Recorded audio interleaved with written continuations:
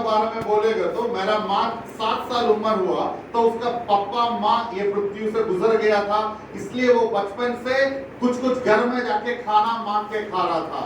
ഞങ്ങൾക്ക് ഇതൊന്നും വിളിച്ചു പറയാൻ ഒരിക്കലും ലജ്ജ ഉണ്ടാവുകയില്ല. ये सब बोलने के लिए हमारा हृदय में हमारा अंदर बिल्कुल लज्जा नहीं है, बिल्कुल शर्म नहीं है। സങ്കീർത്തനക്കാരനായ ദാവീദ് പറഞ്ഞു, दाऊद ऐसा बोला था, യഹോവ എനിക്ക് ചെയ്ത സകല ഉപകാരങ്ങൾക്കും ഞാൻ അവന് എന്ത് പകരം കൊടുക്കും? यहोवा मेरा जिंदगी में दिया हुआ हर अनुग्रह के लिए मैं उसके लिए क्या वापस करूं? ദൈവമാണ് എന്നെ ഉയർത്തിയതെങ്കിൽ प्रभु मुझको ऊंचा स्थान में लाके रखा ആ है, ദൈവത്തിന്റെ നാമം മഹത്വപ്പെടുവാൻ വേണ്ടി ഉള്ളതുപോലെ പറയണമെന്നാണ് ഞങ്ങളുടെ എല്ലാവരുടെയും ചിന്ത.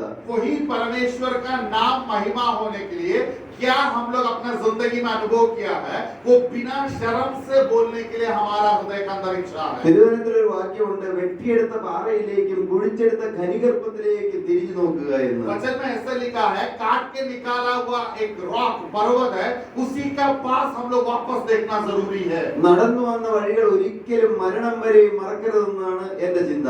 हम लोग जो रास्ता से हम लोग जी के गुजरते आया है, वही रास्ता को कभी भूलना नहीं, वही है मेरा हृदय का अंदर की इच्छा। ഒരിക്കലും എന്റെ ഹൃദയത്തിൽ നിന്ന് നന്ദി വറ്റിപ്പോരെന്നുള്ള ചിന്ത. मेरा हृदय का अंदर से कभी भी धन्यवाद खत्म नहीं होना, वही है मेरा आशा। ഞാൻ നന്ദി നിറഞ്ഞ ഹൃദയത്തോടെയാണ് നിങ്ങളുടെ മുമ്പിൽ मैं നിൽക്കുന്നത്. धन्यवाद के हृदय का साथ आज आपका सामने എന്റെ हूँ। സഹോദരൻ ദയാലു പറഞ്ഞല്ലോ, ആരുടെ മുമ്പിൽ എഴുന്നേറ്റ് നിൽക്കുവാൻ ഒരു പ്രാപ്തിയില്ലായിരുന്നു എന്ന്. मेरा भाई दयालु बोल रहा था, किसी का भी बीच सामने खड़ा होने के लिए उसका पास योग्यता नहीं था। അദ്ദേഹം നല്ല കുടുംബത്തിലാണ് ജനിച്ചത്. അപ്പനും അമ്മയും, അപ്പൻ ഹെഡ് മാസ്റ്ററും അമ്മ അധ്യാപികയായിരുന്നു. वो एक अच्छा परिवार में जन्म हुआ था, पापा और मम्मी टीचर्स था। എന്നാൽ എന്റെ കുടുംബത്തിന്റെ പാരമ്പര്യം, ഞാൻ പ്രാന്തന്മാരുള്ള ഒരു കുടുംബത്തിലാണ് ജനിച്ചത്. അതുകൊണ്ട് എന്റെ തല കുമ്പിട്ട് പോയിരുന്നു. ഞാൻ അപകർഷതാബോധം കൊണ്ട് തല താഴ്ന്നവനായിരുന്നു. मेरा परिवार उस एक पागल लोग भरा हुआ परिवार था, जनरेशनों के पागल हुआ परिवार था, इसलिए किसी का सामने सर उठा के जी नहीं पा रहा था हम लोग। എന്നാൽ इന്ന് ഞാൻ നിങ്ങളുടെ മുമ്പിൽ നിൽക്കുന്നത് തികഞ്ഞ ധൈര്യത്തോടെയാണ്, ക്രിസ്തു തന്ന ധൈര്യം. आज मैं आपका बीच में पूरा विश्वास का साथ, पूरा भय, बिना भय का साथ खड़ा हूँ। അപകർഷതാബോധം മാറ്റുന്ന ഒരു ദൈവം ജീവിക്കുന്നുണ്ട്. मेरा हृदय को खड़ा करके मेरा अंदर का लज्जा दूर करने वाला खुदा आज भी जिंदा है। ഞാൻ കടുത്ത നിരാശയോടെയാണ് ജീവിതം मैं ആരംഭിച്ചത്. बहुत लज्जित होके, बहुत दुर्बल होके मेरा जिंदगी आरंभ किया था। യൗവനകാലത്ത് ഞാൻ എന്റെ യൗവനകാലം വരെ 15ാമത്തെ വയസ്സ് ആരംഭിക്കുന്നത് വരെ, मेरा 15 साल उम्र आरंभ होने का, स्टार्ट होने का समय था, അഥവാ എന്റെ ജീവിതം ക്രിസ്തുവിനായി കൈമാറുന്നത് വരെ, मेरा जिंदगी में क्रिस्तु को हाथ में देने का वो समय तक ഞാൻ കടുത്ത ദുഃഖത്തിലും നിരാശയിലുമായിരുന്നു. मैं बहुत दुखित होके एक जिंदगी जी रहा था। എന്റെ പിതാവ് നല്ല മനുഷ്യനായിരുന്നു. मेरा पापा एक अच्छा व्यक्ति था। വളരെ ചെറുപ്പത്തിൽ അദ്ദേഹത്തിന് ഭ്രാന്തുണ്ടായിരുന്നില്ല. बचपन में, जवानी में मेरा पापा पागल नहीं था। എന്റെ പിതാവ് വിവാഹം കഴിഞ്ഞു. ഞങ്ങൾ ഒരു കുഗ്രാമത്തിലാണ് हम താമസിച്ചിരുന്നത്. लोग एक गांव में, एक छोटा गांव के अंदर में अंदर का परिवार है। വെള്ളവും വെളിച്ചവും വഴിയൊന്നും ഇല്ലാത്തൊരു സ്ഥലം. 1 കിലോമീറ്റർ നടന്നു വേണം വെള്ളം കൊണ്ടുവരാനായിട്ട്. वो गांव में पानी मिलना है तो 1 किलोमीटर तक दूर जाना था। എന്റെ വീട്ടിൽ ഇലക്ട്രിസിറ്റി കണക്ഷൻ ഒന്നും ഉണ്ടായിരുന്നില്ല കാലങ്ങളിൽ. इलेक्ट्रिसिटी, करंट का कनेक्शन सब हमारे घर में नहीं था उसी समय। എന്റെ പിതാവ് ഒരു കൂലിപ്പണിക്കാരനായിരുന്നു. मेरा पापा गांव में एक कुछ काम करके अपना परिवार को चला रहा था। വളരെ സത്യസന്ധനായ മനുഷ്യനായിരുന്നു. बहुत सत्य के साथ जीने वाला व्यक्ति था। ഞാൻ ഇന്നെന്ന പോലെ ഓർക്കുന്നു, ഞാൻ 7 വയസ്സുള്ളപ്പോൾ അയൽവക്കത്തുനിന്ന് ഒരു അടയ്ക്ക ഒരിടത്തു നിന്ന് കട്ടെടുത്തോണ്ട് വന്നു. അയൽവക്കം ഒരു പറമ്പിൽ നിന്ന് എന്നെ അടിച്ച് തിരിച്ചവിടെ കൊണ്ടിടിപ്പിച്ചത് ഞാൻ ഓർക്കുന്നുണ്ട്. मेरा 7 साल उम्र में मैं एक नट, वो एक बाजू वाला घर से लेके आया था, मगर मेरा पापा मुझको मारा और मुझको बोला वो उधर वापस रखो करके। മദ്യപിക്കോ പുകവലിക്കോ യാതൊരു ദുശീലവും എന്റെ പിതാവിന് ഉണ്ടായിരുന്നില്ല. കുടുംബം നല്ലതുപോലെ നോക്കി. मेरा पापा दारू नहीं पीता था, बीड़ी और सिगरेट नहीं पीता था, परिवार को अच्छा से चला रहा था। കഷ്ടപ്പെട്ട് അധ്വാനിക്കുന്ന പൈസ മുഴുവൻ അദ്ദേഹം കൂട്ടിവെക്കുമായിരുന്നു. बहुत परिश्रम करके, बहुत मेहनत करके वो पैसा जमा के रख रहा था। എന്റെ പിതാവിന്റെ ഉള്ളിൽ ഒരു സ്വപ്നം ഉണ്ടായിരുന്നു, എവിടെയെങ്കിലും വെള്ളവും വെളിച്ചവും എല്ലാം ഉള്ളിടത്ത് ഒരു വീട് വാങ്ങിക്കണം. मेरे पापा का हृदय के अंदर एक आशा था, एक सपना था, एक किधर लाइट है, किधर पानी है, उसी जगह में एक छोटा घर बनाना है।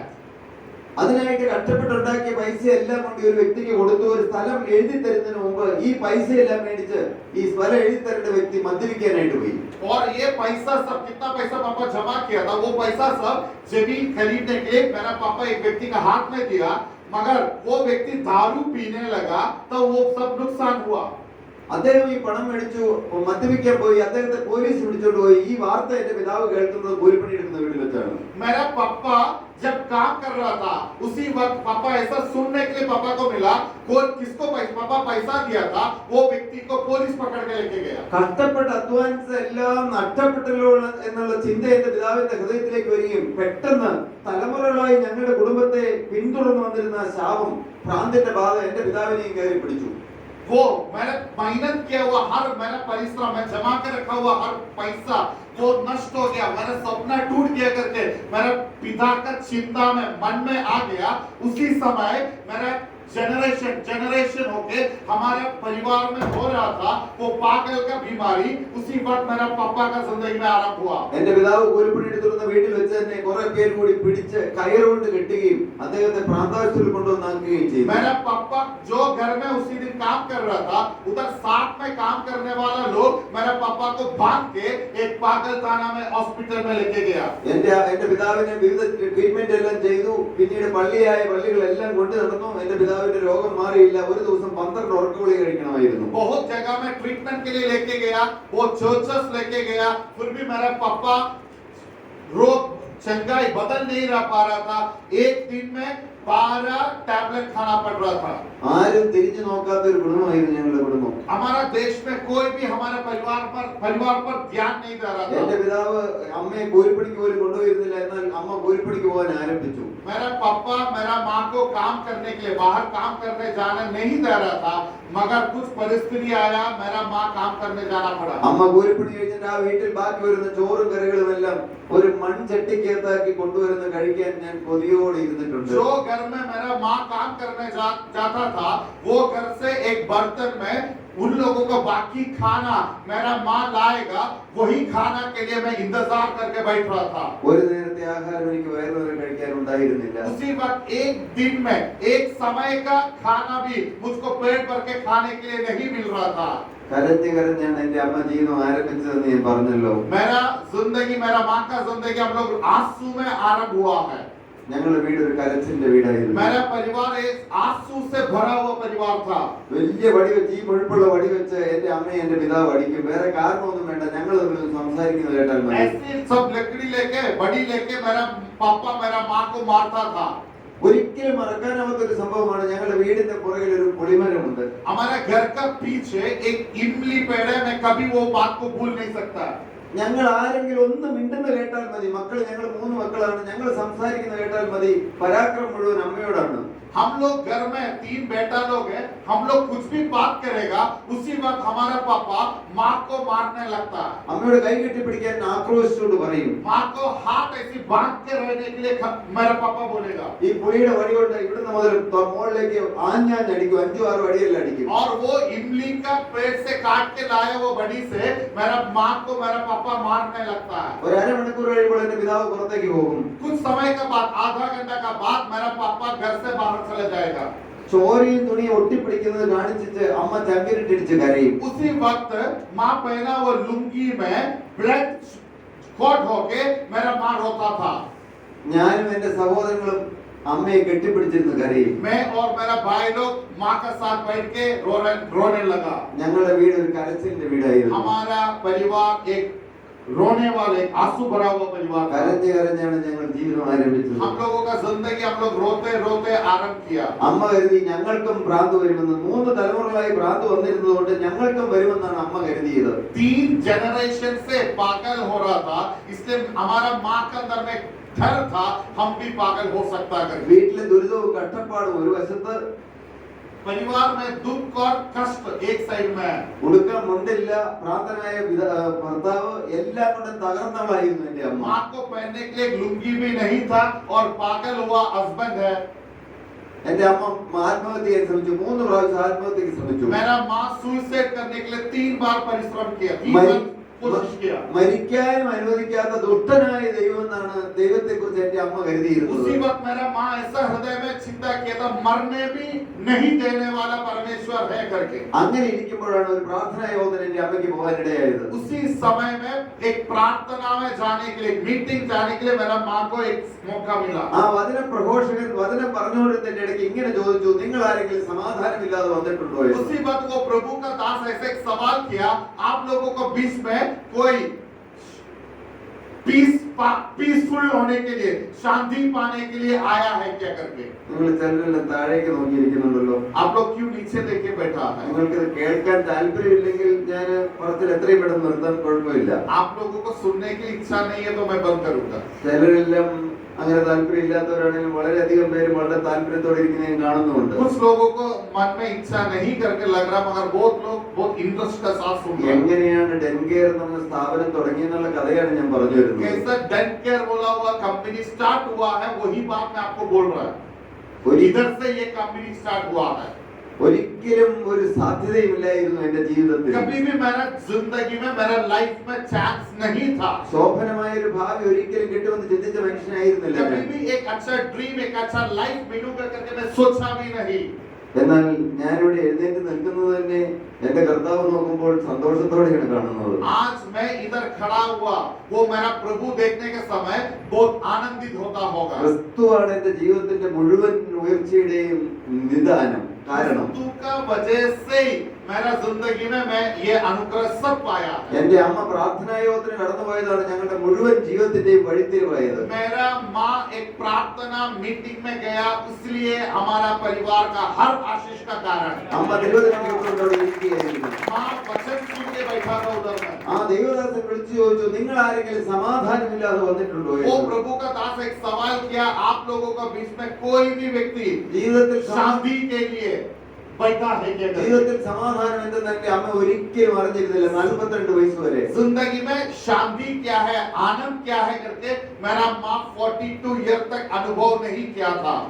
എന്നാൽ അദ്ദേഹം ഇങ്ങനെ പറഞ്ഞു, സമാധാനമില്ലാതെ ആരെങ്കിലും വന്നിട്ടുണ്ടെങ്കിൽ സമാധാന പ്രഭുവായ യേശുവിനെ വിളിക്കൂ, യേശു സമാധാനം തരുമെന്ന്. उसी वक्त वो प्रभु का दास ऐसे एक बात बोला, कोई भी व्यक्ति शांति ना होके पीसफुल लाइफ के लिए इधर आया है तो वो लाइफ देने वाला खुदा यीशु इधर है करके प्रचार किया। നിങ്ങൾ എന്റെ നേരെ ഒന്ന് ശരിക്കും നോക്കിക്കേ പ്രിയപ്പെട്ടവരെ. आप मुझको थोड़ा देखिए, നിങ്ങൾ വാസ്തവമായും ക്രിസ്തു തരുന്ന സമാധാനം അനുഭവിക്കുന്നുണ്ടോ? आप आपका जिंदगी में रियली हृदय का अंदर में प्रभु से एक पीस अनुभव कर रहे क्या? പല കാര്യങ്ങളിലും നിങ്ങൾ ആകുലചിത്തരായിട്ടല്ലേ വന്നിരിക്കുന്നത്. आप आपका जिंदगी में बहुत विषय के बारे में, बहुत विषय में चिंतित होके आके बैठा नहीं इधर में। എന്തെല്ലാം പ്രശ്നം ഈ ലോകത്തിലുണ്ടെങ്കിലും कुछ भी प्रॉब्लम ये पृथ्वी में, ये जगत में है तो भी തികഞ്ഞ ഹൃദയ സമാധാനം നൽകുന്ന ഒരു ദൈവം ജീവിക്കുന്നുണ്ട്. प्रॉब्लम के बीच में भी पूरा से हमारा हृदय के अंदर में पीस देने वाला,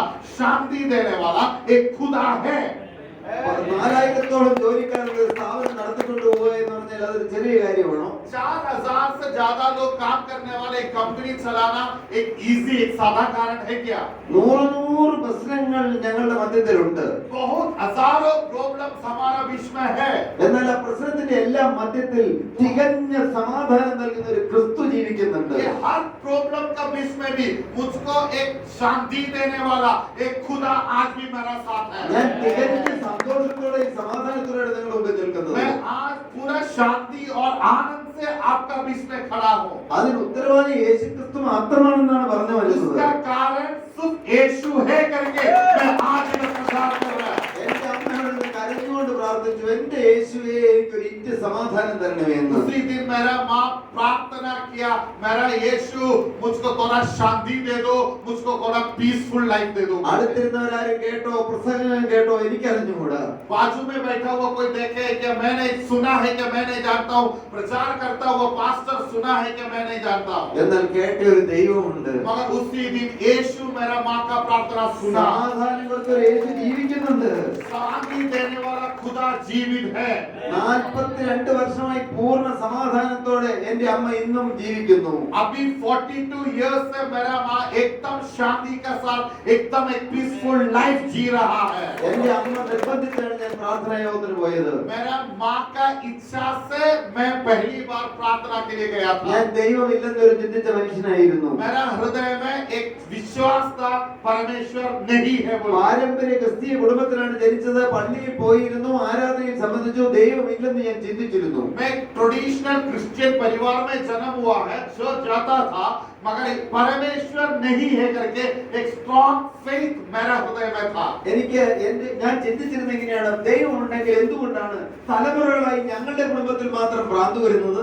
मेरा अंदर एक विश्वास ऐसी था, एक चिंता ऐसी था, क्यों 3-4 जनरेशन होके हमारा जनरेशन में लोग पागल हो रहा है। അതുകൊണ്ട് ഞാൻ കടുത്ത നിരാശയിലായിരുന്നു. इसलिए मैं बहुत स्ट्रगल के साथ जिंदगी जी ആ रहा। കാലത്ത് പഠിക്കാൻ കഷ്ടപ്പെട്ട് പരമാവധി പഠിക്കാൻ ശ്രമിച്ചിരുന്നു. मैं बहुत अच्छा पढ़ने के लिए कोशिश किया। നേരം വെളുക്കുന്നതിന് മുമ്പ് എഴുന്നേൽക്കുന്ന എല്ലാം കാണാതെ പഠിക്കുമായിരുന്നു. सुबह उठेगा और सब कुछ बहार करके रखा था। എന്നാൽ SSLCക്ക് എനിക്ക് 600ൽ 251 മാർക്കേ കിട്ടിയുള്ളൂ. 10th में 600 में 251. 251 मार्क मिला था 600 में। തുടർന്ന് കോളേജിൽ പഠിക്കാൻ ഒരു മാർഗ്ഗമില്ലായിരുന്നു. उसका बाद में कॉलेज जाने के लिए मेरे पास कोई चांस नहीं था। ഒരു ആപ്ലിക്കേഷൻ ഫോം പോലും ഞാൻ മേടിച്ചില്ല. एक एप्लीकेशन फॉर्म भी कॉलेज ज्वाइन करने के लिए मैं नहीं लिया। അന്ന് 15 രൂപ മതി ഒരു മാസം പ്രൈവറ്റ് കോളേജിൽ പഠിക്കാൻ പോകാൻ. അതെനിക്ക് തരാൻ ആരും ഉണ്ടായിരുന്നില്ല. उसी दिन प्राइवेट कॉलेज में पढ़ना है तो सिर्फ 15 रुपया काफी था। वो 15 रुपया भी मुझको देने के लिए कोई नहीं था। ഞാൻ കടുത്ത നിരാശയോടെ എങ്ങനെയെങ്കിലും അങ്ങ് മരിച്ചിരുന്നെങ്കിൽ എന്ന് ചിന്തിച്ച മനുഷ്യനാണ്. बहुत डिप्रेशन होके मरेगा तो अच्छा है करके मैं चिंता कर रहा ജീവിക്കാൻ था। എനിക്ക് താല്പര്യം ഉണ്ടായിരുന്നില്ല. जीने के लिए मेरा अंदर इच्छा नहीं था। ഞാൻ ഒരിക്കലും ആത്മഹത്യക്ക് ശ്രമിച്ചിട്ടില്ല. मैं कभी भी सुसाइड करने के लिए कोशिश नहीं അങ്ങനെ किया। ഞാൻ നിരാശപ്പെട്ടിരിക്കുമ്പോഴാണ് എന്റെ അമ്മ നിർബന്ധിച്ച് എന്നെ പ്രാർത്ഥനാ യോഗത്തിന് ക്ഷണിച്ചത്. मैं उसी वक्त एकदम निराश के साथ दुर्बल होकर बैठने के वक्त मेरा माँ मुझको प्रार्थना के लिए बुलाया। നാട്ടിൽ ഞങ്ങൾ വിളിച്ചിരുന്നത് ഭ്രാന്തന്റെ മക്കൾ എന്നാണ്. गांव में हम लोगों के लिए लोग एक एड्रेस रखा था, पागल का बेटा है बोल। അന്ന് ഞാൻ എന്തുമാത്രം കരഞ്ഞിട്ടുണ്ട്, उसी वक्त मैं बहुत रोता था, എന്തുമാത്രം ഞാൻ സങ്കടപ്പെട്ടിട്ടുണ്ട്. बहुत दुखित होकर जी रहा था। ഞാൻ താഴേക്ക് നോക്കി മാത്രമാണ് मैं നടന്നിരുന്നത്. सर उठा के नहीं जी रहा था, सर नीचे करके जी रहा था। ആരോട് സംസാരിക്കുക പോലും किसी ഇല്ലായിരുന്നു. से ज्यादा बात नहीं करता था। വലിയ നാണമായിരുന്നു ഞങ്ങൾക്ക്. बहुत शर्म होके जी रहा था हम लोग। നിങ്ങൾക്ക് ഒരുപക്ഷെ ഇത് പറഞ്ഞാൽ മനസ്സിലാവുമെന്ന് എനിക്ക് അറിഞ്ഞുകൂടാ. ये बात आप समझ पाएगा करके मुझको नहीं लग रहा है। ഒരു ഭ്രാന്തന്റെ മകനായി ജനിക്കുക എന്തൊരു ദൗർഭാഗ്യകരമായ കാര്യമാണ്. एक पागल हुआ व्यक्ति का बेटा बनना कितना दुख का बात है। ഒരു പ്രതീക്ഷയുമില്ലാതെയാണ് ഞാൻ പ്രാർത്ഥനാ യോഗത്തിന് അങ്ങോട്ട് കടന്നുപോയത്. बिल्कुल मेरा अंदर में कोई भी आशा नहीं था मैं प्रार्थना में जाने का എന്നാൽ समय। ദൈവദാസൻ എന്നോട് പ്രാർത്ഥനാ യോഗത്തിന് മധ്യത്തിൽ ഇങ്ങനെ ചോദിക്കുന്ന പോലെ എനിക്ക് തോന്നി, നിങ്ങൾ ആരെങ്കിലും നിരാശപ്പെട്ട് വന്നിട്ടുണ്ടോ എന്ന്. प्रभु का दास उसी वक्त एक सवाल किया, इधर कोई भी एक व्यक्ति निराशा होके मन दुखी होके आके बैठा है क्या करके। ഞാൻ അത്ഭുതത്തോടെ വാക്കുകൾ ഇന്നും मैं ഓർക്കുകയാണ്. उसी वक्त बहुत आश्चर्य हो गया, बहुत अद्भुत के साथ वो बात को याद कर रहा ഞാൻ है। പറഞ്ഞല്ലോ കടുത്ത നിരാശയോടെയാണ് ഞാൻ പോയിരുന്നതെന്ന്. बहुत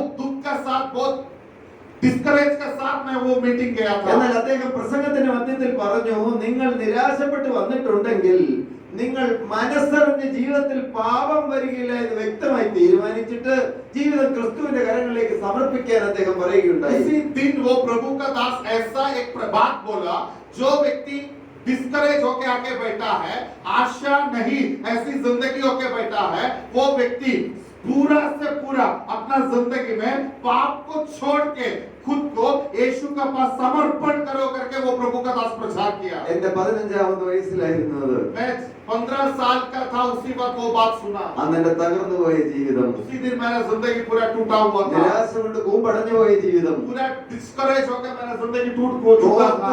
ക്ലോസ്ഡ് ചാപ്റ്റർ എന്ന് ഞാൻ വിചാരിച്ചിരുന്ന എന്റെ ജീവിതം मेरा जिंदगी बंद हुआ करके मैं विश्वास किया था। ജീവനുള്ള ക്രിസ്തുവിന്റെ കരങ്ങളിലേക്ക് जीवित परमेश्वर यीशु का हाथ में मैं समर्पण किया। ഇന്നും ഉയർത്തെഴുന്നേറ്റ് ജീവിക്കുന്ന യേശുവിന്റെ കരങ്ങളിലേക്ക് आज भी जीवित हुआ परमेश्वर को, मृत्यु को जीत के जीवित हुआ खुदा का हाथ में मैं समर्पण किया। എന്നേക്കുമായി സമർപ്പിക്കാനിടയായി. हर दिन के लिए मैं उसी पर समर्पण किया। എന്റെ കർത്താവ് മരിച്ചു മൺമറഞ്ഞു പോയവനല്ല. मेरा परमेश्वर मर के मिट्टी में मिला हुआ खुदा नहीं। മരണത്തെയും പാതാളത്തെയും ജയിച്ച് അവൻ ഇന്നും ജയാളിയായി ഉയർത്തെഴുന്നേറ്റ് ജീവിക്കുന്നു. मृत्यु को और नरक को जीत के आज वो जीवित परमेश्वरों के हमारा बीच में है। യേശു ജീവിക്കുന്നുവെന്നാണ് ഞാൻ ജീവിക്കുന്നത്. यीशु जिंदा है, इसलिए हम भी जीवित हैं। അനേക പ്രശ്നങ്ങളുണ്ട്, പ്രതിസന്ധികളുണ്ട്. എന്നാൽ എല്ലാറ്റിന്റെയും മധ്യത്തിൽ എന്റെ വലങ്കരത്തിൽ പിടിച്ച് നടത്തുന്ന ഒരു ദൈവം ജീവിക്കുന്നുണ്ട്. अनेक प्रॉब्लम से अनेक समस्या है हमारा बीच में, फिर भी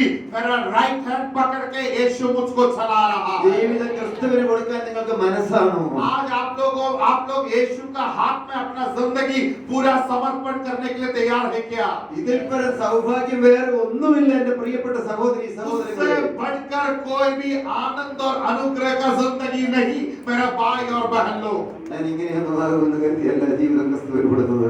मैं ऐसा सब बनूंगा सोच के मेरा जिंदगी यीशु का हाथ में समर्पण ഇത്ര किया। ഐശ്വര്യകരമായി ദൈവം എന്നെ നടത്തും ഞാൻ ചിന്തിച്ചിട്ടേ ഇല്ല. इतना अनुग्रह का साथ प्रभु मुझको चलाएगा करके मैं उसी दिन कभी भी चिंता नहीं എന്റെ किया। അമ്മ ഏങ്കലടിച്ച് കരഞ്ഞ് പ്രാർത്ഥിച്ചു, എന്റെ യേശുവേ എന്റെ ദാസന്റെ ഭ്രാന്തൊന്ന് മാറ്റണേ എന്ന്. मेरा माँ उसी वक्त रो रहा था कैसे भी मेरा पिता को पागल का रोग से मुक्त पाने के लिए। അതിനു മുമ്പ് ആ നാട്ടിലുള്ള സകലമായ പള്ളികളിലും അമ്പലങ്ങളിലും എല്ലാം കൊണ്ടുപോവുകയും എന്റെ വീട്ടിൽ പൂജ ചെയ്യുകയും ചെയ്തിരുന്നു. उसी समय मंदिर में और चर्चेस में तांत्रिक लोगों को पास सब लेके जा रहा था मेरा माँ। എന്നാൽ ഒന്നിനും എന്റെ പിതാവിന്റെ ഭ്രാന്ത് മാറ്റാൻ കഴിഞ്ഞില്ല. मगर कहीं भी जाने से भी मेरा पापा ये पागल से मुक्त नहीं पाया। എന്നാൽ എന്റെ അമ്മയുടെ കണ്ണുനീര് കണ്ട് യേശു ജീവിക്കുന്നുണ്ട്. मेरा माँ का आंसू देखा हुआ यीशु आज भी जिंदा അമ്മ है। കണ്ണുനീരോടെ പ്രാർത്ഥിച്ചു. मेरा माँ आंसू भर के प्रार्थना कर रही കഴിഞ്ഞ है। 42 വർഷം മുമ്പ് 42 years पहले 12 ഗുളി കഴിച്ചുകൊണ്ട് എന്റെ പിതാവിന്റെ രോഗം എന്നേക്കുമായി യേശു ക്രിസ്തു മാറ്റി. പൊന്നുനാമത്തിന് മഹത്വം ഉണ്ടാകട്ടെ. 42 years पहले 12 टैबलेट हर दिन खाने वाला मेरा पापा को यीशु पूरा चंगाई दिया। ഇന്നും 85 വയസ്സുള്ള എന്റെ പിതാവ് പൂർണ്ണ ആരോഗ്യത്തോടെ ജീവിക്കുന്നു. आज मेरा पापा 85 years का है, फुल हेल्थी होके वो जी रहा है। എന്റെ പിതാവിന്റെ രോഗം മാറിയതോടെ എനിക്ക് വിശ്വാസം വർദ്ധിച്ചു. मेरा पापा चंगाई हुआ तब मेरा विश्वास और बढ़ने लगा। എന്നെ പഠിപ്പിക്കാൻ വിടാൻ മാർഗമില്ലായിരുന്നു ഞാൻ പറഞ്ഞുവല്ലോ. मेरे को पढ़ाने के लिए कोई भी रास्ता हमारा परिवार का लोगों के पास नहीं था। എന്റെ പിതാവിനോട് റബ്ബർ വെട്ട് പഠിക്കാൻ പോകണം പറഞ്ഞു. मेरा पापा का साथ रबर का ट्री है, रबर का पेड़ काटने के लिए मैं सीखने लगा। ഈ റബ്ബർ തോട്ടം ഒരു റോഡിന്റെ സൈഡിലായിരുന്നു. और रबर का प्लांटेशन वो एक रोड साइड में था।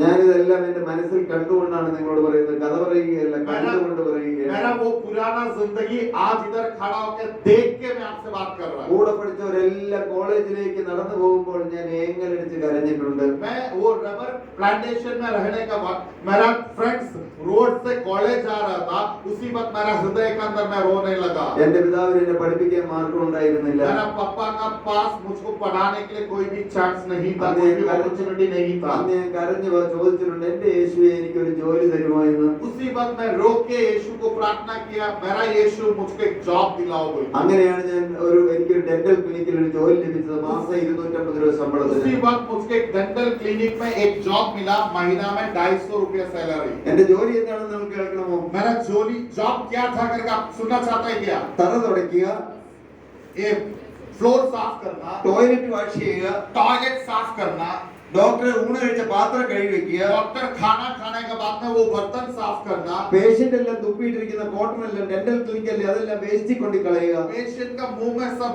निकाला हुआ वेस्टेज को सब लेके बाहर फेंकना, ഇതെല്ലാമായിരുന്നു എന്റെ ജോലി. ये सब था मेरा जॉब। എന്നാൽ ആ കാലത്ത് എനിക്ക് വലിയൊരു സൗഭാഗ്യം കൈവന്നു. उसी वक्त मेरे को बहुत बड़ा एक अनुग्रह और मिला। തിരുവചനം കേൾക്കാൻ പോകുവാനും ഈ തിരുവചനം സത്യമാണെന്ന് വിശ്വസിക്കാനും കർത്താവ് എനിക്ക് ഭാഗ്യം തന്നു. ये वचन सुनने के लिए और ये वचन सच्चाई है करके विश्वास करने के लिए मेरा प्रभु मुझको एक अनुग्रह दिया। ഈ വചനം ഞാൻ നിരന്തരം വായിക്കാൻ തുടങ്ങി. ये वचन मैं हर दिन पढ़ने लगा। എനിക്ക് പുതിയ പുതിയ സ്വപ്നങ്ങൾ കർത്താവ് ये തന്നു. वचन पढ़ने का माध्यम से नया नया ड्रीम्स मेरा हृदय के अंदर प्रभु दिया। സ്വന്തമായി ഒരു സ്ഥാപനം തുടങ്ങണമെന്നുള്ള ആഗ്രഹം കർത്താവ് തന്നു. मेरा खुद एक कंपनी स्टार्ट करना करके प्रभु मेरा हृदय के अंदर एक ड्रीम दिया। ദൈവം ആർക്കൊന്ന് നൂലെ കെട്ടി ഇറക്കി കൊണ്ടു തരുമെന്ന് ഞാൻ പറയുന്നില്ല. वो किसी को भी कुछ भी एक रस्सी में उतार के देने वाला खुदा नहीं है। എന്നാൽ രാപകലില്ലാതെ കഷ്ടപ്പെട്ട് അധ്വാനിക്കാൻ കർത്താവ് കൃപ തന്നു. आना दिन रात परिश्रम करने के लिए, मेहनत करने के लिए खुदा मुझको मदद किया। അങ്ങനെയാണ് 88-ൽ 6 ജോലിക്കാരെ വെച്ച് ഡെൻകെയർ എന്ന ഒരു സ്ഥാപനം തുടങ്ങുന്നത്. उसी समय 1988 में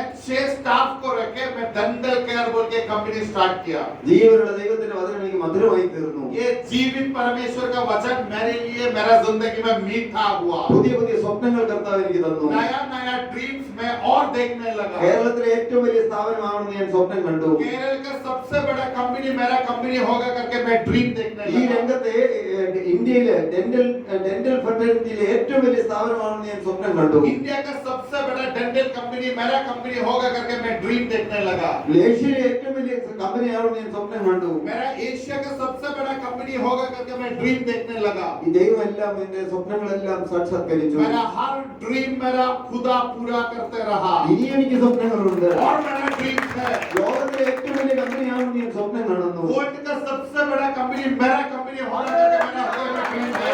ഭൂമിയിലെ എന്റെ ഈ ലോകത്തിലുള്ള സ്വപ്നമാണ്. अब वो ये पृथ्वी में मेरा सपना है। ഇപ്പോൾ ഞാൻ പറഞ്ഞതെല്ലാം ഈ ലോകത്തിലെ കാര്യങ്ങളാണ്. अभी मैं बोला था वो सब ये वर्ल्ड का ड्रीम के बारे में बोला। എന്നാൽ എന്റെ ജീവിതത്തിൽ ക്രിസ്തു വന്നിരിക്കുന്ന ഏറ്റവും വലിയ സ്വപ്നം എന്താണെന്ന് मेरा हृदय के अंदर मेरा जिंदगी में क्रिस्तु दिया वो सबसे बड़ा सपना एक है। എനിക്കൊരു പൂർണ്ണ വിശുദ്ധനായി തീരണമെന്ന്. मेरे को एक पवित्र व्यक्ति होके जिंदगी जीना है। എന്റെ നാഥൻ വിശുദ്ധനായിരിക്കാൻ നിങ്ങളും വിശുദ്ധരായിരിക്കണമെന്നാണ് തിരുവചനം. मेरा परमेश्वर पवित्र परमेश्वर है, इसलिए मैं भी पवित्र होना करके वचन बोला है। മനസ്സറിഞ്ഞൊരു പാപം വരാതെ കർത്താവിനെ നടത്തുന്നു.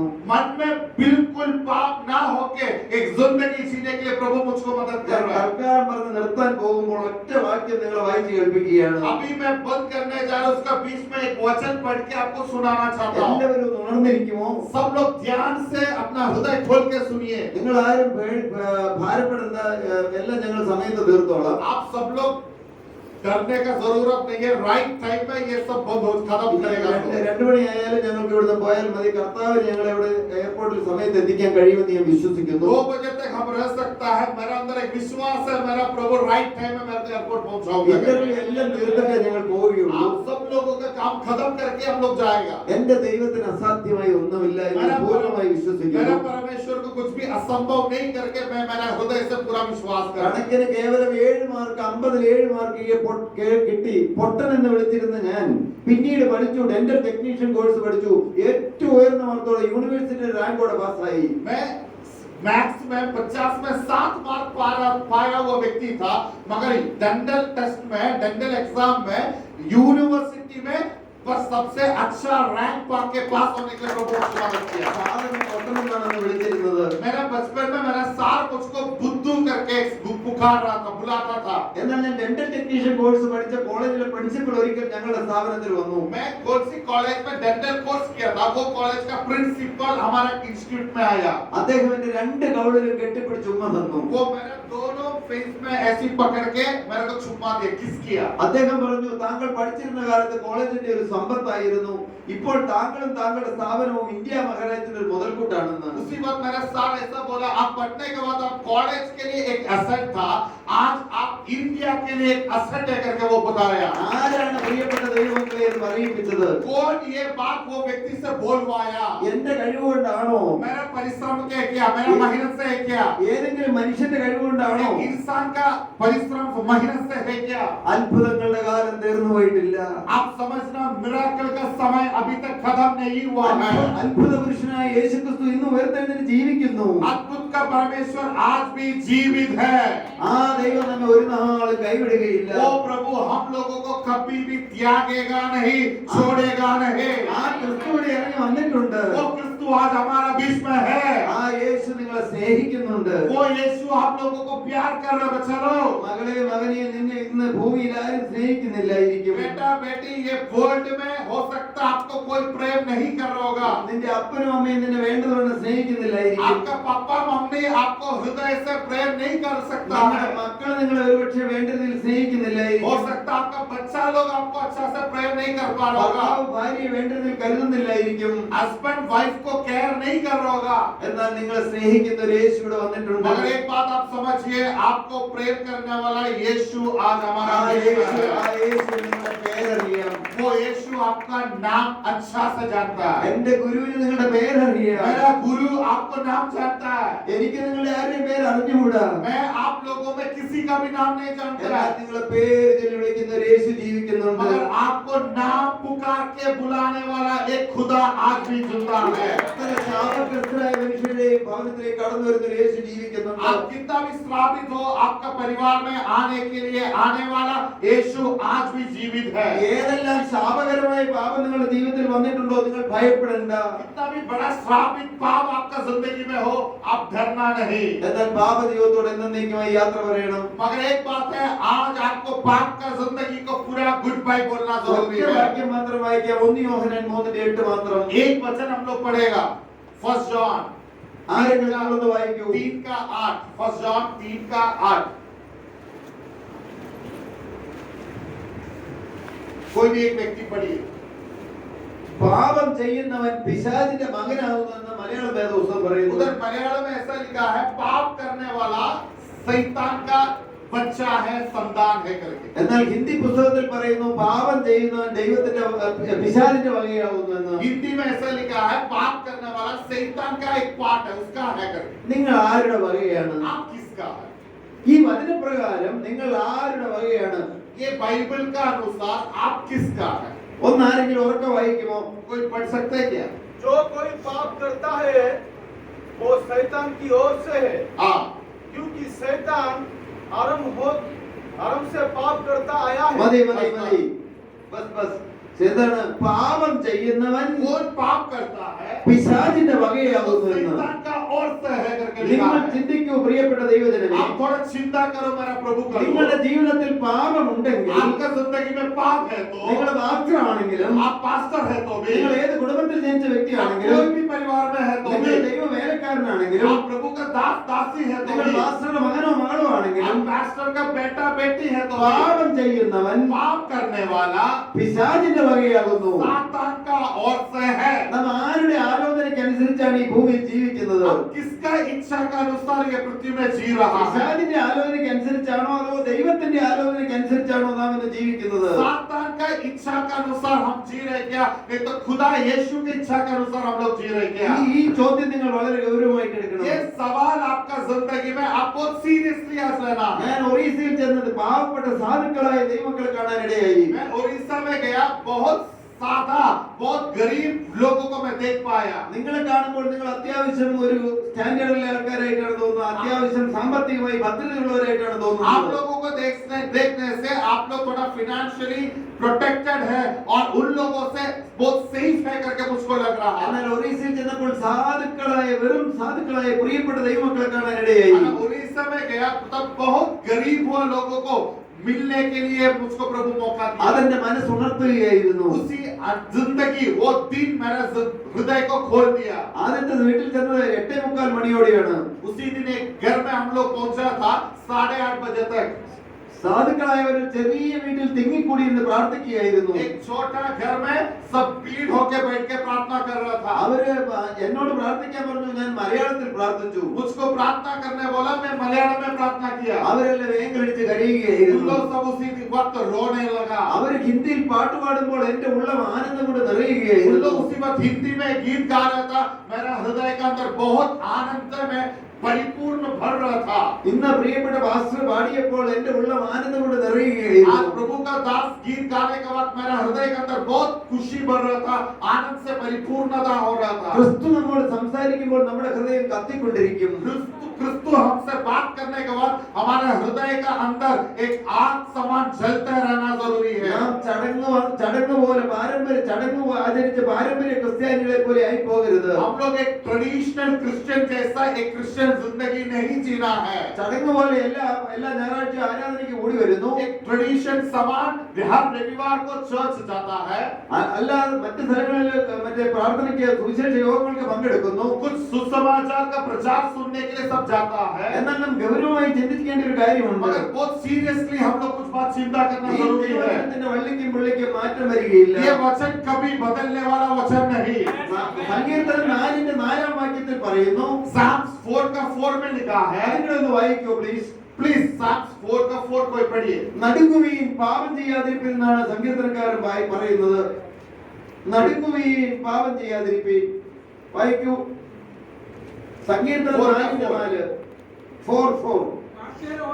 खाते रहो और पाप मत करो. बस നടുങ്ങുവീൻ പാപം ചെയ്യാതിരിപ്പിൻ. खाते रहो और पाप मत करो. പ്രിയപ്പെട്ട ദൈവത്തിന്റെ മക്കളെ ഇങ്ങോട്ടൊന്ന് നോക്കൂ. मेरा प्रभु का बेटा बेटी लोग थोड़ा इधर देखिए. आप लोग इधर देखिए, ഇങ്ങോട്ട് നോക്കൂ. इधर देखिए, इधर देखिए. നടുങ്ങുവീൻ പാപം ചെയ്യാതിരിപ്പിൻ. खाते रहो बिना पाप से जियो करके बता रहा है. നിങ്ങളിപ്പോ തൊട്ടടുത്ത ബിൽഡിംഗ് ഇടിഞ്ഞാടി എന്ന് നിങ്ങൾ പ്രതീക്ഷിക്കാൻ, നിങ്ങൾ അങ്ങനെ ഒരു വാർത്ത കേൾക്കുകയാണെന്ന് इधर പ്രതീക്ഷിക്കുന്നു. एक बिल्डिंग गिर रहे करके आप सुनेगा तो നിങ്ങൾ നടുങ്ങില്ലേ? आप खाते रहेगा. എന്റെ വീട് ഇപ്പോൾ ഇടിഞ്ഞാടി എന്ന് ഞാനൊരു വാർത്ത കേട്ടാൽ ഞാൻ ഞെട്ടിപ്പോകില്ലേ? मेरा घर अभी गिर गया करके सुनेगा तो मैं खापेगा, डर भय होने लगेगा. ജീവനുള്ള ദൈവത്തിന്റെ വചനം പറയുന്നു, प्रभु का वचन बोला है, നടുങ്ങുവീൻ, खाते रहो, പാപം ചെയ്യാതിരിപ്പിൻ. पाप मत करो. പാപത്തോട് എന്നേക്കുമായി യാത്ര പറഞ്ഞില്ലെങ്കിൽ पाप से हर दिन के लिए हम लोग दूर नहीं रहेगा तो ഒരു ദിവസം കണ്ണടയുമ്പോൾ एक दिन हम लोग मरने का समय है. നിത്യ നരകത്തിൽ നാം കോടാനുകോടി യുഗങ്ങൾ യാതനയിൽ കഴിയേണ്ടി വരും. हम लोग हर दिन के लिए बनाया हुआ वो नरक के अंदर लाखों करोड़ों साल के लिए जीना पड़ेगा. ഈ ഭൂമിയിൽ നാം ജീവിച്ചിരിക്കുമ്പോഴാണ് സ്വർഗത്തിന്റെ അവകാശം നേടിയെടുക്കേണ്ടത്. ये पृथ्वी में जब तक हम लोग जिंदा है उसी वक्त हम स्वर्ग का अधिकारी बनना है. 2-3 വാക്യങ്ങൾ വായിക്കാൻ എന്റെ മനസ്സ് ശക്തമായി കർത്താവിന്റെ ആത്മാവ് പ്രേരിപ്പിക്കുന്നു. मेरा हृदय के अंदर पवित्र आत्मा 2-3 वचन पढ़ने के लिए इच्छा कर रहा है. റോമർ 6:11 വായിക്കാമോ? रोमियो 6:11 कोई पढ़िए. ഞാൻ എന്റെ സ്വന്തം വാക്കുകൾ ഒന്നും പറയുന്നില്ല. मैं मेरा हृदय का मेरा इच्छा से बात नहीं कर रहा है. റോമർ 6:6 പറയുന്നു. रोमन 6:6 में ऐसा लिखा है. ഓർക്ക വായിക്കൂ. कोई भी ऊंचा ऐसे ही तुम भी अपने अपनों को पाप चैनल पढ़िए थोड़ा. ഓർക്ക വായിക്കൂ. നല്ല ശബ്ദത്തിൽ വായിക്കൂ. हम जानते हैं कि हमारा पुराना मनुष्य था उसके साथ क्रूस पर चढ़ाया गया. ഇതർ സേ ആയേ, ഇതർ സേ ആയേ. 11 से 11 6:11 ഇവിടെ വന്ന് നിൽക്കൂ. ഓർക്ക വായിച്ചോട്ടെ. ഇത് ഈ മൈക്ക് കൊടുക്കുക, ഈ മൈക്ക് കൊടുക്കുക. നോക്കോളൂ. കേൾക്കാം. വായിക്കൂ. റോമർ 6:6 6:6 हम जानते हैं कि हमारा पुराना मनुष्य को हाँ. उसके साथ क्रूस पर चढ़ाया गया. रोमियो 6:6. റോമർ 6:11 11 पढ़िए. अभी 11 पढ़ रहा हूँ. ऐसे ही तुम भी अपने आप को पाप के लिए तो मरा परंतु परमेश्वर के लिए मसीह यीशु में जीवित समझो. കേട്ടോ നിങ്ങൾ? आप सुना है ना? ഒന്നുകൂടെ വായിക്കൂ. एक बार और पढ़िए. ऐसे ही तुम भी अपने आप को पाप के लिए तो मरा पाप के लिए तो मरा, परमेश्वर के लिए मसीह यीशु में जीवित समझो. परमेश्वर के लिए मसीह यीशु में जीवित समझो. അതുവണ്ണം നിങ്ങളും उसी अनुसार आप लोग भी പാപം സംബന്ധമായി पाप के लिए मरा, മരിച്ചവരായിട്ട് ജീവിക്കണമെന്നും पाप के लिए मरा हुआ व्यक्ति होकर जीना है. പാപം സംബന്ധമായി മരിച്ചവരാണോ നിങ്ങൾ? पाप के लिए आप मरा हुआ व्यक्ति है क्या? ആകയാൽ പാപം നിങ്ങളുടെ മർത്യ ശരീരത്തിൽ इसलिए पाप आपका शरीर में പേർ പറയുക പോലെ വരുന്ന നിർവചനം പറയുന്നു. नाम भी लेना नहीं चाहिए. അടുത്ത വാക്യം വായിക്കൂ. उसका बाद में और एक वचन पड़ेगा. 12. उसका 12 पढ़िए. इसलिए पाप तुम्हारे नश्वर शरीर में राज्य न करे इसलिए पाप तुम्हारा नश्वर शरीर में राज ना करे कि तुम उसकी लालसाओं के अधीन रहो. उसकी लालसाओं के अधीन रहो. अधीन रहो. ആകയാൽ इसलिए പാപം നിങ്ങളുടെ മർത്യ ശരീരത്തിൽ पाप तुम्हारा शरीर में അതിന്റെ മോഹങ്ങളെ അനുസരിക്കുമാറ് उसी का इच्छा मानने का जैसा ഇനി വാഴരുത്. और राज नहीं करना है. അടുത്ത വാക്യം 13. 30 और न अपने अंगों को अधर्म के हथियार होने के लिए पाप को सौंपो. നിങ്ങളുടെ അവയവങ്ങളെ आपका अंग को അനീതിയുടെ ആയുധങ്ങളായി अधर्म का अस्त्र शस्त्र होके പാപത്തിന് സമർപ്പിക്കരുത്. पाप का सामने समर्पण नहीं करना है. Thank you. നിങ്ങൾ കേട്ടോ പ്രിയപ്പെട്ട ദൈവജനമേ? आप सुना है ना वचन क्या वचन में क्या बोला करके? ഞാനോ പ്രിയപ്പെട്ട വാസ്തവ പറഞ്ഞതല്ല. ये हम मैं और पास्टर बोला हुआ बात नहीं. പരിശുദ്ധാത്മ നിറവിൽ पवित्र आत्मा का पूर्णता में പരിശുദ്ധനായ പൗലോസ്ലീഹ पवित्र हुआ पौलुस അദ്ദേഹം എഴുതിയതാണത്. लिखा हुआ वचन है वो. പരിശുദ്ധാത്മ നിറവിൽ എഴുതിയതാണ്. पवित्र आत्मा में परिपूर्ण होकर पौलुस लिखा हुआ वचन है वो. ജീവനുള്ള ദൈവത്തിന്റെ വചനമാണിത്. जीवित परमेश्वर का वचन है. ഈ വചനത്തിന്റെ വള്ളിക്കും പുള്ളിക്കും മാറ്റമില്ല. ये वचन कभी बदलेगा नहीं. ഈ വചനം വെച്ച് നമ്മെ ദൈവം ന്യായം വിധിക്കും. यही वचन लेके प्रभु एक दिन हमको विचार करेगा, जजमेंट में खड़ा करेगा. അതുകൊണ്ട് നിങ്ങളും പാപം സംബന്ധമായി മരിച്ചവരെന്നും इसलिए हम लोग भी पाप में मरा हुआ लोग होके ദൈവത്തിന് ജീവിക്കുന്നവരെന്ന് നിങ്ങളെ തന്നെ എണ്ണുവീൻ. परमेश्वर के लिए जीवित है करके खुद को गिनने के लिए बाइबल बता रहा है. ആകയാൽ പാപം നിങ്ങളുടെ മർത്യ ശരീരത്തിൽ इसलिए पाप हमारा शरीर में അതിന്റെ മോഹങ്ങളെ അനുസരിക്കുവാൻ ഇനി വാഴരുത്. पाप का इच्छा पूरा करने के लिए कभी भी राज नहीं करना है. ഇതുവരെ പാപം ചെയ്ത് ജീവിച്ചെങ്കിൽ സാരമില്ല. आज तक आप पाप करके जिया है तो कोई प्रॉब्लम नहीं. ഇന്ന് വ്യക്തമായ ഒരു തീരുമാനമെടുക്കണം. आज एक पूरा हृदय का अंदर से आपके निर्णय एक डिसीजन लेना जरूरी നിങ്ങളുടെ है. അവയവങ്ങളെ അനീതിയുടെ ആയുധങ്ങളായി പാപത്തിന് സമർപ്പിക്കരുത്. आपका शरीर का एक एक अंग को पाप का हाथ में समर्पण मत कीजिए. എന്നാൽ നിങ്ങളുടെ ശരീരങ്ങളെ നീതിയുടെ ആയുധങ്ങളായി ദൈവത്തിന് സമർപ്പിപ്പീൻ. आपका शरीर को धार्मिकता का, अनुग्रह का एक वेपन होके प्रभु के सामने समर्पण कीजिए. അങ്ങനെ നിങ്ങൾക്ക് സമർപ്പിക്കാൻ മനസ്സുണ്ടോ? उसी अनुसार समर्पण करने के लिए आप लोगों में किसी को इच्छा है क्या? സമർപ്പണം ഏറ്റുവാങ്ങാൻ യേശു ഇവിടെ വന്നിട്ടുണ്ട്. आपका वो समर्पण ग्रहण करने के लिए आज यीशु हमारा बीच में है. യേശു നിങ്ങളെ സ്നേഹിക്കുന്നുണ്ട്. यीशु आपको प्यार कर रहा है. ഈ സത്യം നിങ്ങളൊന്ന് മനസ്സിലാക്കൂ. ये सच्चाई आप समझिए.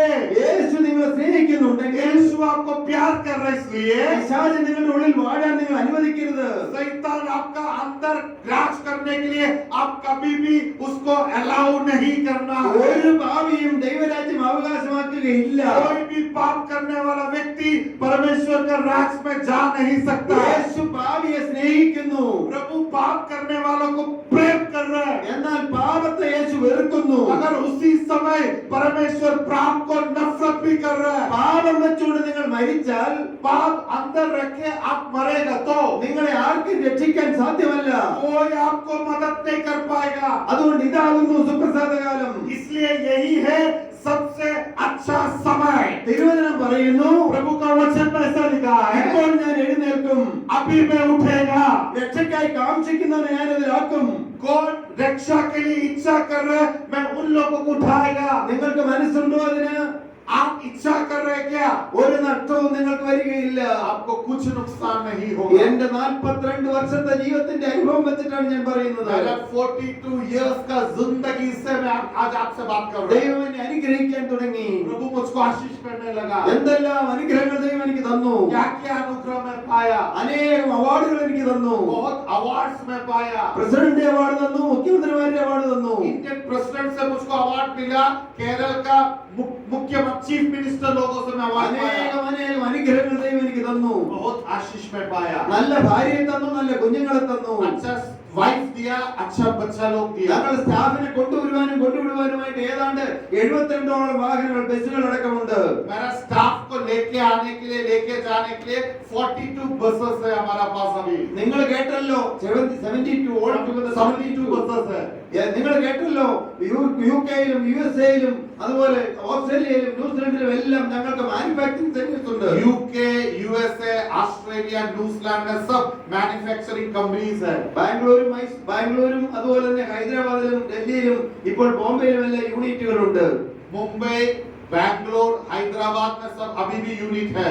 ഒരു മാസം ശമ്പളം കൊടുക്കാൻ നിങ്ങൾക്ക് 8 കോടി രൂപയോളം വേണം. अभी एक महीना में सैलरी देने के लिए 8.5 करोड़ रुपया चाहिए. 250 രൂപ മാസ ശമ്പളത്തിൽ വന്ന മനുഷ്യനാണ് ഞാൻ. 250 रुपया में मेरा महीना का जिंदगी में स्टार्ट आरंभ किया. എന്നാൽ ഒരു കാര്യം എന്റെ പ്രിയപ്പെട്ടവരോട് ഞാൻ പറഞ്ഞുകൊള്ളട്ടെ.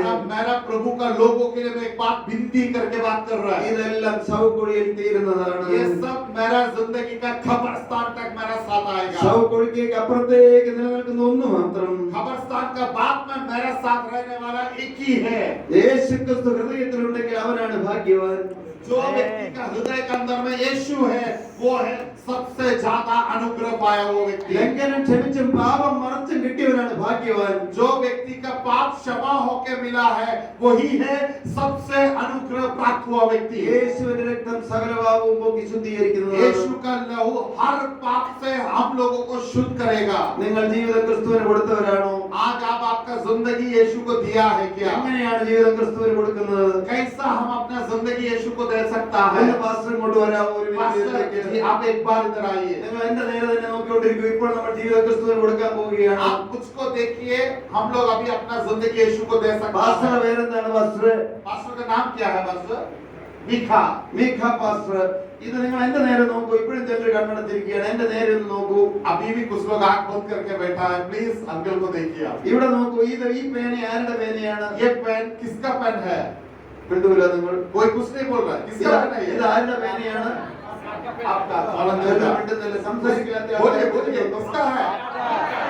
ഇത് എന്റെ പേനയാണ്. ഈ പേന ഞാൻ ഇതാ എന്നേക്കുമായി പാസ്റ്റർ കൊടുക്കുകയാണ്. കൈ നീട്ടു പാസ്റ്റർ. ये पेन हर दिन के लिए मैं पास्टर को दे रहा है। ഇതാ എന്നേക്കുമായിട്ട് എടുത്തു. हर दिन के लिए मैं उसको दिया। ഇത് പോക്കറ്റിലിടൂ. अभी वो पॉकेट में रखा। ചോദിക്കട്ടെ, ചോദ്യം ചോദിക്കാൻ പോവുകയാണ്. एक सवाल कर रहा मैं अभी आपको। ഈ പേന ഇപ്പോൾ ആരുടെയാണ്? ये पेन अभी किसका है? നിങ്ങൾക്ക് സംശയമുണ്ടോ? आपको डाउट है क्या? ഈ പേനയുടെ റീഫില്ലർ തീർന്നു പോയാൽ ആരാണ് മേടിച്ചിടുന്നത്? ये पेन का इंक खत्म होगा, रिफिलर खत्म होगा तो कौन खरीद के डालेगा? ഈ പേന നിലത്ത് വീഴാൻ സൂക്ഷിക്കേണ്ടത് ആരാണ്? ये पेन नीचे ना गिर के उसको संभालना किसका रिस्पॉन्सिबिलिटी है? ഇതിന് കേട് വന്നാൽ നന്നാക്കിക്കേണ്ടത് ആരാണ്? इसमें कुछ खराब होगा तो कौन बनाना है? എന്തുകൊണ്ടാണത്? क्यों? क्यों ऐसा? പേനയുടെ ഉടമസ്ഥൻ ആരാണ്? पेन का मालिक कौन है अभी? ഇനി അല്പം നേരത്തേക്ക് നിങ്ങൾ ചിന്തിക്കൂ, ഇത് യേശുക്രിസ്തുവാണെന്ന്. अभी आप कुछ दिन के लिए विश्वास कीजिए यीशु है करके। ഈ പാസ്റ്റർ യേശുവാണെന്ന് നിങ്ങൾ ചിന്തിക്കൂ. आप कुछ समय के लिए विश्वास करो ये पास्टर यीशु है करके। ഇതാരാണ്? ये कौन है? ഉറക്കെ പറയൂ. ऊंचा वॉइस में യേശു. ഇപ്പോൾ ഇതാരാണ്? ഇത് ജോൺ ആണെന്ന് നിങ്ങൾ സങ്കല്പിക്കൂ. आप सोचो वो पेन जॉन है करके। ഇതാരാണ്? ये पेन कौन है? जॉन। ജോൺ ഇപ്പോൾ ആരുടെ കയ്യിലാണ്? जॉन अभी किसका हाथ में है? അങ്ങനെയാണെങ്കിൽ ऐसा है तो ജോണിന് ക്യാൻസർ വന്നാൽ ആരാണ് നോക്കേണ്ടത്? जॉन को कैंसर आएगा तो कौन देखना है? ജോണിന് രോഗം വന്നാൽ ആരാണ് ചികിത്സിക്കേണ്ടത്? जॉन को कुछ भी डिसीजेस आएगा तो कौन देखना है? ജോണിന്റെ മക്കളുടെ പരീക്ഷ ജയിപ്പിക്കേണ്ടത് ആരാണ്? जॉन का बच्चा लोगों का एग्जाम पास करवाना किसका रिस्पॉन्सिबिलिटी है? ജോണിന്റെ മക്കളുടെ വിവാഹം നടത്തേണ്ട ആരുടെ ഉത്തരവാദിത്തമാണ്? जॉन का बच्चा लोगों का शादी अच्छा से करवाना किसका रिस्पॉन्सिबिलिटी है? ജോണിന്റെ ബിസിനസിന്റെ കാര്യം നോക്കേണ്ടത് ആരാണ്? जॉन का बिजनेस कौन देखना है अभी? ജോൺ തകർന്നു പോയ ജീവിതമാകുന്ന ജോണിന്റെ ജീവിതം ഈ യേശു എന്ന അത്ഭുത പുരുഷന്റെ കയ്യിലേക്ക് കൊടുക്കാനിടയായി. അതുകൊണ്ട് അവിടുന്ന് എല്ലാം പുതുക്കി മെനഞ്ഞു. ഭാഗ്യവശാൽ എന്റെ ജീവിതം ക്രിസ്തുവിന് കൈമാറാനിടയായി. പ്രിയപ്പെട്ട ദൈവത്തിന്റെ ജനമേ, उसी एक बार यीशु का हाथ में मेरा जिंदगी समर्पण करने के लिए, पूरा समर्पण करने के लिए मुझको मौका मिला। उसी दिन से मेरा जिंदगी यीशु बनाने लगा। നിങ്ങൾക്ക് യേശുവിന്റെ കരങ്ങളിലേക്ക് ജീവിതം കൊടുക്കാൻ തയ്യാറാണോ? आज आप लोग यीशु का हाथ में अपना जिंदगी देने के लिए तैयार नहीं है? നിങ്ങൾ കേൾക്കൂ, ജീവിതം ക്രിസ്തുവിന്റെ കരങ്ങളിലേക്ക് കൊടുക്കാൻ തയ്യാറാണോ? आज आप लोग आपका जिंदगी यीशु का हाथ में पूरा समर्पण करने के लिए അത്ഭുതങ്ങളുടെ तैयार കാലം हैं? തീർന്നു പോയിട്ടില്ല. साइंस और वंडर्स अभी तक खत्म नहीं हुआ। എന്റെ യേശു ഇവിടെ വന്നിട്ടുണ്ട്. मेरा यीशु इधर है। എന്റെ യേശു നിങ്ങളുടെ മുമ്പിൽ വന്നിട്ടുണ്ട്. मेरा यीशु आपका बीच में है। നിങ്ങൾ എന്റെ നേരെ മാത്രം നോക്കിക്കൊണ്ടിരിക്കൂ. आप इधर देखिए, इधर देखिए। യേശു നിങ്ങളുടെ മുമ്പിൽ വന്ന് നിൽക്കുന്നുണ്ട്. यीशु आपका बीच में आके खड़ा है। എന്റെ നേരെ ഒന്ന് നോക്കൂ പ്രിയപ്പെട്ട आप ദൈവമേ. इधर देखिए। ഈ പാസ്റ്ററിന്റെ മുമ്പായി ഞാൻ ഇങ്ങനെ കരം നീട്ടി നിൽക്കുകയാണ്. ये पास्टर के सामने ऐसी हाथ पकड़ के मैं खड़ा हूँ। അങ്ങനെ യേശു നിങ്ങളുടെ മുമ്പിൽ ഒന്ന് കൈ നീട്ടി നിൽക്കുന്നുണ്ട്. आज यीशु उसी अनुसार आपका सामने खड़ा है। നിങ്ങളുടെ പുറമേയുള്ള കണ്ണുകൾ അടച്ചാലും യേശു നിങ്ങളെ ഇങ്ങനെ ഞാൻ ഈ പാസ്റ്ററിന്റെ മുമ്പിൽ കൈ നീട്ടി നിൽക്കുന്നത് കാണാൻ കഴിയുമല്ലോ. आप अपना आंख बंद करके यीशु आपसे मांग रहा है, उसी अनुसार आप देख पाना जरूरी है। ഉൾക്കണ്ണുകൊണ്ട് നിങ്ങൾക്ക് കാണാൻ കഴിയുമല്ലോ. आपका अंदर का हृदय का आंख से आपको वो पिक्चर देखना ഇന്ന് बहुत जरूरी है। ഇന്ന് യേശു നിങ്ങളുടെ മുമ്പിൽ വന്ന് നിൽക്കുന്നുണ്ട്. आज यीशु आपका सामने आके खड़ा ആ है। യേശു രണ്ട് കരവും നീട്ടിയാണ് നിൽക്കുന്നത്. वो दोनों हाथ उठा के आपका सामने खड़ा ഇന്ന് है। യാചകനെ പോലെയാണ് യേശു നിൽക്കുന്നത്. एक भीख मांगने वाला व्यक्ति का जैसा यीशु आज आपका सामने खड़ा ഇന്ന് ആ है। കരത്തിലേക്ക് നിങ്ങൾക്കൊന്ന് ജീവിതം കൊടുക്കാമോ? वही हाथ आंख में आज आप आपका जिंदगी पूरा दे सकता है ഓർമ്മയുള്ള क्या? കണ്ണുകൾ അടയ്ക്കൂ. आपका बाहर का आंख सब लोग बंद कीजिए, എല്ലാവരും കണ്ണുകൾ അടച്ചിരിക്കൂ. सब लोग आंख बंद कीजिए, യേശു മുമ്പിൽ വന്ന് നിൽക്കുന്നുണ്ട് നിങ്ങൾ കാണൂ. सब लोग आंख बंद करके आपका सामने यीशु है करके देखिए। ഞങ്ങളും ആരും നോക്കുന്നില്ല, हम लोग कोई भी आपको नहीं देख रहे हैं, എന്നാൽ നോക്കുന്ന ഒരു ദൈവമുണ്ട്. और आपको देखने वाला एक खुदा जीवित है। ആ ദൈവം നിങ്ങളുടെ നേരെ തന്നെ സൂക്ഷിച്ചു നോക്കുകയാണ്. वो खुदा आज आपको देख रहा है मेरे भाई और बहन लोग। ആ ദൈവം നിങ്ങളോട് കെഞ്ചി പറയുകയാണ്. वो खुदा आज आपके सामने भीख मांगने के जैसा बात कर रहा है। മകനെ മകളെ നിന്റെ ജീവിതം എന്റെ കരങ്ങളിലേക്ക് തരുമെന്ന്. बेटा बेटी तुम्हारा जिंदगी मेरे हाथ में समर्पण करो करके वो यीशु आज मांग रहा है। നിങ്ങൾ ആ കരങ്ങളിലേക്ക് ഒന്ന് സൂക്ഷിച്ചു നോക്കാമോ? आप वो यीशु का हाथ में थोड़ा देख सकता है ആ क्या? കരങ്ങളിലൂടെ തിരുരക്തം വാർന്നൊഴുകുന്നുണ്ട്. वो हाथ से यीशु का लहू बाहर आ रहा നിങ്ങൾ है। ആ ശരീരത്തിലേക്ക് നോക്കാമോ? आप वो शरीर में थोड़ा देखिए, ആ ശരീരം മുഴുവൻ वो മുറിവേറ്റിരിക്കുകയാണ്. शरीर पूरा फटा हुआ है, മകനെ നിനക്ക് വേണ്ടിയിട്ടാണ് മുറിവേറ്റത്. वो शरीर पूरा टूटा हुआ है, ആ മുറിവ് മുഴുവൻ നിനക്ക് വേണ്ടി മാത്രമാണ് ഏറ്റത്. वो सिर्फ तुम्हारे लिए उसका शरीर टूटा है। ആ കരം തല്ലി തകർത്തു നിനക്ക് വേണ്ടിയാണ്. वो हाथ से लहू निकल रहा वो सिर्फ तुम्हारे लिए है। തിരുവചനം പറയുന്നു നാം പാപം സംബന്ധിച്ച് മരിച്ച് वचन में ऐसा लिखा है हम पाप के लिए मरा हुआ लोग हैं, നീതിക്ക് ജീവിക്കേണ്ടതിന് धार्मिक होने के लिए जीवित रहना जरूरी। അവൻ തന്റെ ശരീരത്തിൽ നമ്മുടെ പാപങ്ങളെ ചുമന്നുകൊണ്ട് ക്രൂശിന്മേൽ കയറി. वो उसका शरीर में हमारा पाप को लेके कालवरी क्रूस में गया। അവന്റെ അടിപ്പിണരുകളാൽ നമുക്ക് സൗഖ്യം വന്നുമിരിക്കുന്നു. वो उस मार खाया शरीर में और हम छंगाई पाया। നീ യേശുവിനെ സ്നേഹിക്കുന്നുണ്ടോ? आप यीशु को प्रेम कर रहे हैं क्या? യേശു നിന്നെ സ്നേഹിക്കുകയാണ്. यीशु आपको अभी प्रेम कर रहा है। യേശു നിന്റെ ആ ചങ്കിന്റെ മുമ്പിൽ വന്ന് കരം यीशु तुम्हारा हृदय का सामने अभी खड़ा है। ആ മുറിഞ്ഞ കരം കൊണ്ട് ഇങ്ങനെ മുട്ടുകയാണ്. वो हाथ से वो आपको पुकार रहा है। നീ അത് കാണുന്നുണ്ടോ പ്രിയപ്പെട്ട മകനെ മകളെ? आप देख पा रहे क्या? वो आपका सामने नॉक नॉक कर रहा है। आपका हृदय को അങ്ങനെ മുട്ടിക്കൊണ്ടിരിക്കുമ്പോൾ തിരുരക്തം നിന്റെ മേലെ വീഴുകയാണ്. नॉक करने के समय उसका वो हाथ में है लहू आपका हृदय में हो रहा है। കൊടുത്താൽ നല്ലതാണ് പ്രിയപ്പെട്ടവരെ.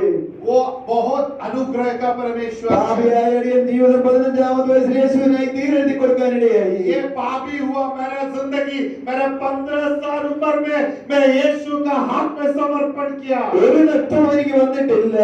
कोई ഒരു നഷ്ടവും വന്നിട്ടില്ല. कुछ भी नुकसान मुझको नहीं हुआ। എല്ലാം ലാഭം മാത്രം. उसी दिन से सब मेरा फायदा के लिए हुआ है। പാപത്തോട് യാത്ര പറഞ്ഞിട്ട് ജീവിതം കൊടുക്കൂ പ്രിയപ്പെട്ടവരെ. पाप से गुड बाय बोल के अपना जिंदगी आज यीशु का हाथ में मेरे लोग तुम लोग समर्पण कीजिए। അടുത്ത നിമിഷം നമ്മുടേതല്ല.